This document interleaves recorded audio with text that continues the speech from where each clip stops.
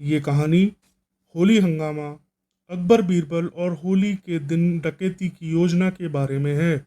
नमस्ते। आने वाले इस होली के पर्व की आप सभी को हार्दिक शुभकामनाएं। चलिए कहानी सुनते हैं। रंगों के त्योहार होली के नज़दीक आते ही आगरा की हलचल भरी सड़कों का वातावरण उत्साह से भरा हुआ था। वहाँ के बुद्धिमान सम्राट अकबर को सभी त्योहारों को धूमधाम से मनाना बहुत पसंद था और वह पूरे देश और दुनिया में इस बात के लिए जाने जाते थे।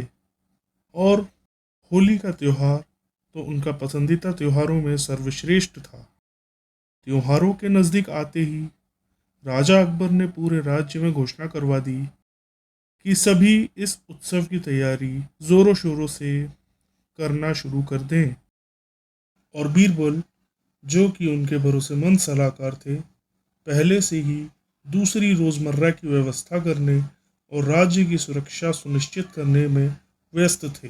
अगले दिन जैसे ही सूरज की पहली किरण आई, पूरा शहर ढोल और नगाड़ों की आवाज़ से गूंजने लगा और महल में अकबर ने बीरबल को अपने दरबार में बुलाया और उनसे कहा, बीरबल, होली नज़दीक आ रही है। मैं चाहता हूँ कि इस साल का उत्सव अब तक का सबसे शानदार उत्सव हो। आप सभी तरह की ज़रूरी व्यवस्थाएं। बीरबल ने आदरपूर्वक सिर झुकाया और उत्सव का आयोजन शुरू कर दिया। इस बीच शहर के दूसरे हिस्से में राणा नाम के एक चालाक चोर ने एक योजना तैयार कर रखी थी। उसकी योजना होली के उत्सव के दौरान, जब पूरा शहर मौज मस्ती में डूबा रहेगा, तब शहर के सभी घरों को लूटने की थी। अपने गिरोह के साथ उसने इस उत्सव का फायदा उठाने और अत्यधिक धन कमाने की योजना बना रखी थी। मगर राणा को पता नहीं था कि बीरबल को पहले से ही उसकी इस योजना के बारे में पता चल चुका था और बीरबल उस चोर की इस योजना को विफल करने का प्रण कर चुके थे। इसमें बीरबल ने अपने चतुर पालतू जानवर शेरू, जो कि बीरबल का वफादार कुत्ता था, और मिट्ठू, जो कि एक बुद्धिमान तोता था, उसकी मदद ली। जैसे ही होली का दिन आया, पूरा शहर रंगों और हर्षोल्लास से भर उठा। पारंपरिक पोशाक में सजे राजा अकबर सड़कों पर जुलूस का नेतृत्व कर रहे थे और उत्साही भीड़ फूलों की वर्षा कर रही थी।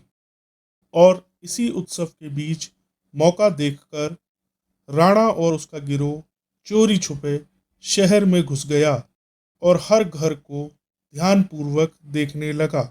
इधर पूरा शहर होली के उत्सव में डूबा हुआ था और हर जगह बस गुलाल ही गुलाल फैला हुआ था।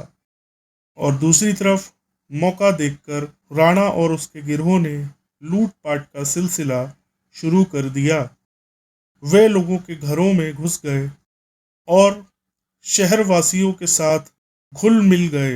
हालांकि बीरबल उनसे एक कदम आगे थे। वह आम नगरवासियों का वेश धारण करके सड़कों पर घूम रहे थे और राणा की हरकतों पर कड़ी नज़र रखे हुए थे।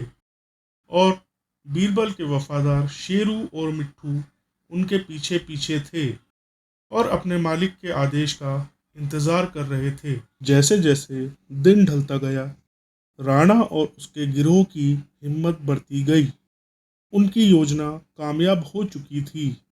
उनके बोरे चोरी के सामान से भर चुके थे और वो लोग शहर से भागने के लिए जैसे ही निकले, बीरबल ने तुरंत शेरू और मिट्ठू को संकेत देकर उन सभी चोरों को एक सकरी गली में घेर लिया, जिससे उन चोरों का भागने का रास्ता बंद हो गया। शेरू अपने डरावने अंदाज में जोर जोर से भौंककर उन चोरों को डरा रहा था, जबकि मिट्ठू जोर जोर से चिल्ला रहा था, जिससे पास में तैनात सैनिकों का ध्यान उन पर आकर्षित हो जाए।